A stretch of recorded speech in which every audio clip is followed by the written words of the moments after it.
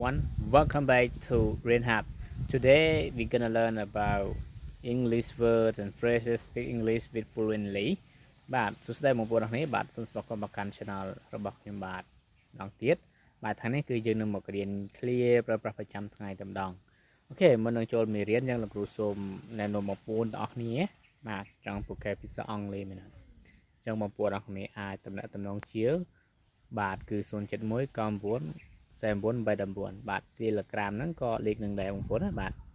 អូខេចង់បានគឺតាក់ទងមកបាទអូខេតោះឥឡូវយើងចាប់ផ្ដើមមករៀនទាំងអស់គ្នាបាទពេលនេះយើងអានថា I can play football បាទ I can play football បាទ I can play football ខ្ញុំប្រែថាខ្ញុំអាចលេងបាល់ទាត់បាទ I can play football បាទអូខេ number 2 I can speak English បាទយើងនិយាយលឿនយើងអាចអាននិយាយថា I can speak English បាទបើយើងនិយាយធម្មតា I can speak English បាទខ្ញុំអាននិយាយអង់គ្លេសបាទ I can speak English បាទអូខេអញ្ចឹងបងប្អូនអ្នកគ្នាដំបូងគឺចាំបាច់ត្រូវចេះអញ្ចឹងបងប្អូន clear អញ្ចឹងបាទអូខេបន្តទៀត I can't feed the dog I can't feed the dog បាទមកថាខ្ញុំមិនអាចចិញ្ចឹមឆ្កែបានទេពួកអីគាត់អត់ចូលចិត្តឆ្កែបាទគាត់អត់ចូលចិត្តឆ្កែអញ្ចឹងគាត់ចិញ្ចឹមធ្វើអីបាទអូខេ number 4 I can draw a picture I can draw a picture បាទថាខ្ញុំមិនអាចគូររូបភាពបានទេបាទគាត់មិនអាចគូររូបបានទេបាទ I can draw a picture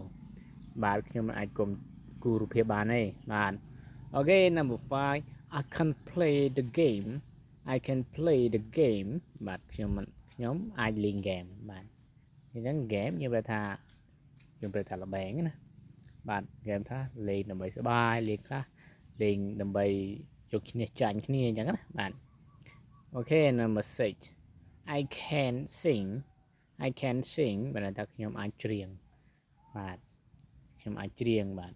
អញ្ចឹងច្រៀងហ្នឹងគឺពីរោះឬមិនពីរោះអត់ដឹងទេបាទអូខេ number 7 I can read the book I can read the book បាទ I can read the book បាទថាខ្ញុំអាចអានសៀវភៅបាទខ្ញុំអាចអានសៀវភៅបាទ